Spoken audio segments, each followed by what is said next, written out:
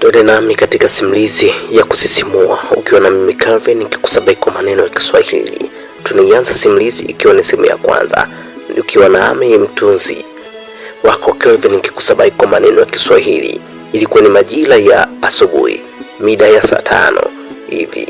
Yaani kama kawaida ya Lecho ya kuwa kwamba akiwa anaongozana na rafiki yake ambaye kwa jina alikuwa anaitwa Zubeda, na huku wakiwa naenda kukwea na kuchota maji, huku stori zikiendelea hapa na pale.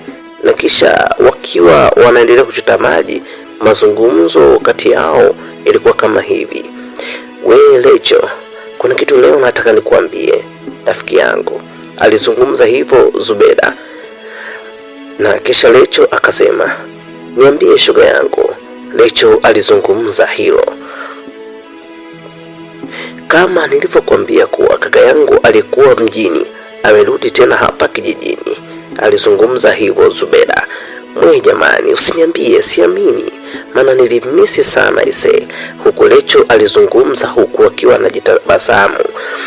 Ndio hivyo rafiki yangu, yani nataka nihakikishe nifanye juu chini kaka yangu hakoe, maana nilimwambia kuhusu wewe na hilo ninaamini ya kuwa wewe utakuwa ufi yangu.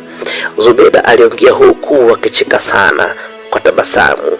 Walichota maji na kuanza kurudi nyumbani, na wakati wakiwa wanarudi huku wakiendelea kuzipiga stori zao huku ambaye na mwenzie Lecho pamoja na Zubeda.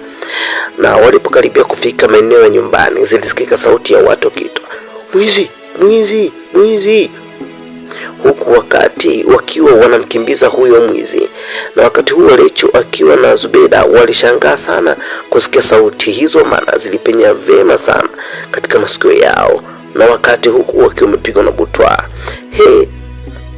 wakiwa wampiga butwa huku Lecho baada ya kuagana na rafiki yake akiwa anaangalia upande wa pili, mara ghafla Lecho akapamiwa na akaanguka chini, na hali hiyo ilimshtushwa na kuanza kujinyanyua ili asimame sasa kuinuka. Lakini alipoinuka tu, alichokiona hakuamini kama kingetokea, maana alistuka sana.